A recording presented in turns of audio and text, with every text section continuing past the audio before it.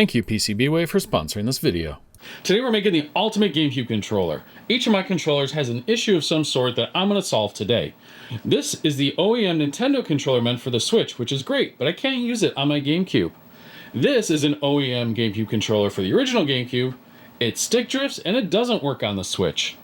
Finally, this one, it's a knockoff Wavebird. About 20 bucks, hardly connects, and when it does, the buttons suck.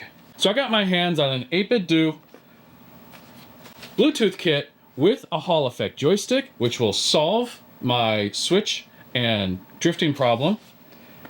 And this will solve my OEM GameCube problem. It's a Bluetooth adapter for the original GameCube. Then finally, Extremerate sent over a shell for me to use. So hopefully by the end of this, I won't actually have to gut this OEM controller for any parts. So let's find out, because I need to continue my Mario Sunshine game. But first, PCBWay. If you need custom PCBs, PCB assembly, CNC machining, or 3D printing, once your design is uploaded, it may be just a few days before your professional parts are in the mail on the way back. New customers can save $5 off your first order using the link in the description below. We're going to start by unboxing the 8BitDo kit. First bag has some tools. Next is a pamphlet of instructions, one page, both sides easy enough, followed by an anti-static bag containing our PCBs, battery, and Hall effect joysticks. Next up is the Extremerate clear shell. First bag will have the actual shell itself, and also in here we'll find some clear buttons. This next bag contains the mount for the motor that vibrates the controller. This is optional and the only part you're going to need from the OEM controller if you even want it. There's also membranes for the buttons, some joystick caps, the springs for the analog triggers, these are important, and again some tools that we will use. I'm going to start by disassembling the original controller because the 8BitDo instructions assume that's what I'm working with, even though I'm kinda not. After removing the 6 screws on the bottom, we can have a better idea of what we're working with. We're going to start with the analog triggers. These springs are pretty big and weak, so it's super easy to get them between the button and the plunger. Then we'll add the cover, screw it in, just like that, we're done with the back piece. Not so bad after all.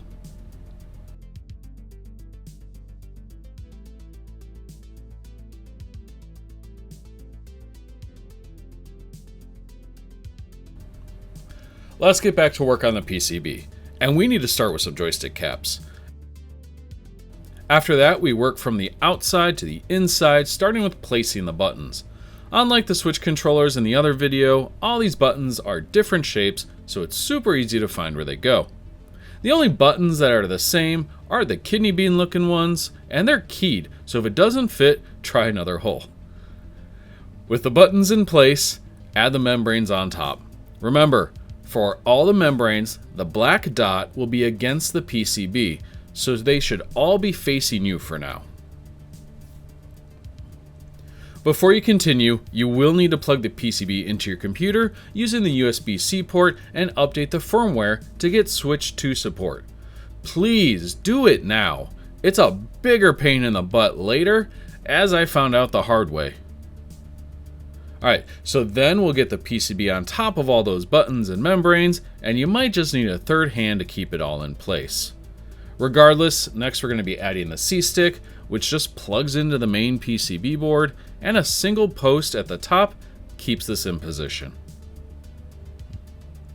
Next, we need to move the rumble motor, and true to 8BitDo's word, it can be solderless if you follow the directions by snipping the wire, twisting the wire together with a provided plug, and heat shrinking it.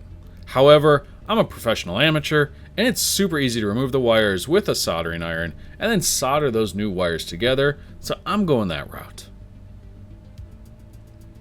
When placing the rumble motor in the new controller, the rod in the middle sticking out goes to the top, and then just plug it in to the new PCB below the motor. There are very small daughter boards used for the triggers that need untaped and placed in a housing for that rumble motor. This was another thing I needed 3 hands for, but eventually you'll just get it.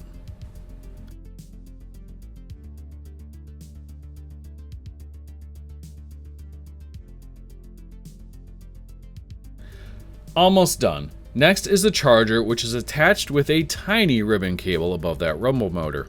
Just like any other ribbon cable, be careful, because if you break this, you'll never be able to charge it. Before clamming it up, don't forget the final button, the Z button. You'll need to insert a metal tab into it that kind of press fits, then slide the whole button down into the shell. It's super easy. Finally, combine both halves, use the provided 6 screws to secure it all together, make sure the clamshells fit together nicely, and we can move on to testing this thing.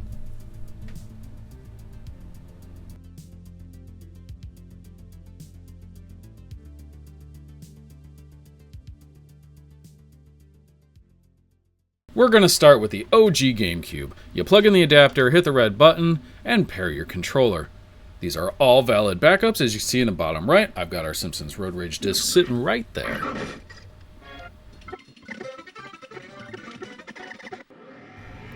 Once we finally get to play, the controller feels good. It doesn't feel like OEM. It's not perfect, but if you didn't have one to compare it with, you wouldn't know. The joysticks feel good. The dead zone's super small. The buttons, they're clicky enough, like OEM. And the analog triggers are nice and smooth.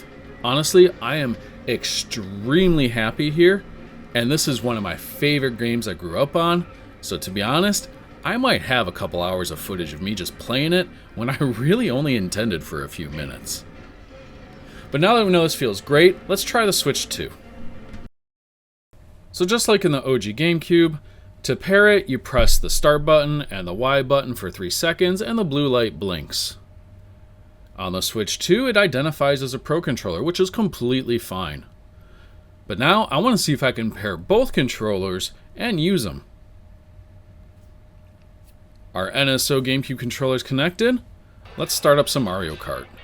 I want to see if I can use this in a single player game, which honestly shouldn't be an issue.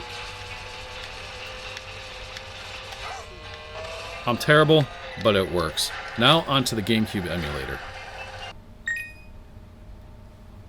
I want to know if I can use them both at the same time. Again, it shouldn't be an issue, but let's launch Soul Calibur 2 and see if we can do versus mode. I'll be flailing my hands a little later, telling you the same thing, but what I found out is the custom controller we have here doesn't have, say, the home button, the minus button, obviously no chat button. It's truly meant for the OG GameCube, but it works with the Switch 2. So it's a great little brother controller, like those old Mad Catz ones, but it might not work as a primary controller. Or you need your Joy-Cons with you. But I'm extremely happy with how this turned out. I can use them both at the same time, and my son, who loves a GameCube controller, well, we can both use one now.